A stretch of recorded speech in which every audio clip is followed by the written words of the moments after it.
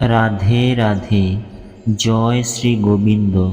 ভগবান শ্রীকৃষ্ণের অমৃত বাণী ও অমৃত কথা।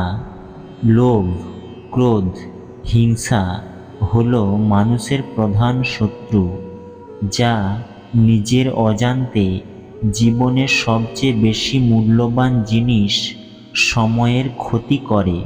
কারণ সময় হল পরম ক্ষমতাবান, যা কারোর জন্য থেমে থাকে না।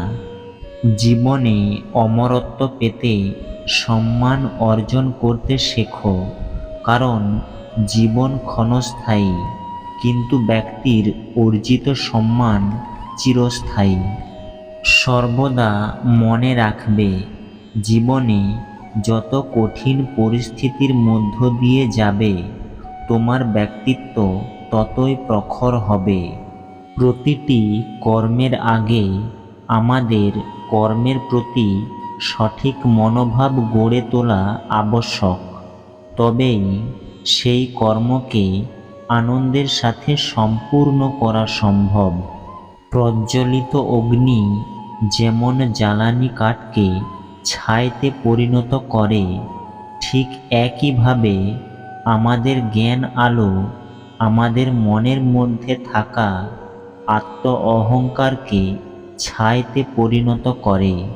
আপনাকে যা কিছু করতে হবে তা করুন, কিন্তু অহং দিয়ে নয়, কামনা দিয়ে নয়, হিংসা দিয়ে নয়, বরং প্রেম, করুণা, নম্রতা এবং নিষ্ঠার সাথে।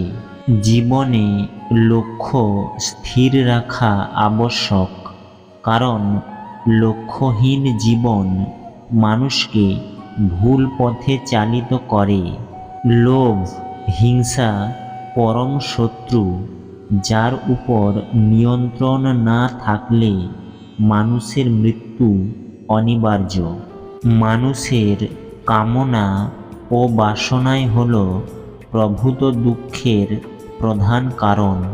সময় হল সর্বশক্তিমান, তাই কখনো সময় নষ্ট করো না। নিজের মনকে সর্বদা কর্মের উপর স্থির করো, কর্মফলের উপর নয়। সঠিক উদ্দেশ্য নিয়ে সঠিক কাজ সম্পূর্ণ করাই হল আমাদের জীবনের পরম সাফল্য।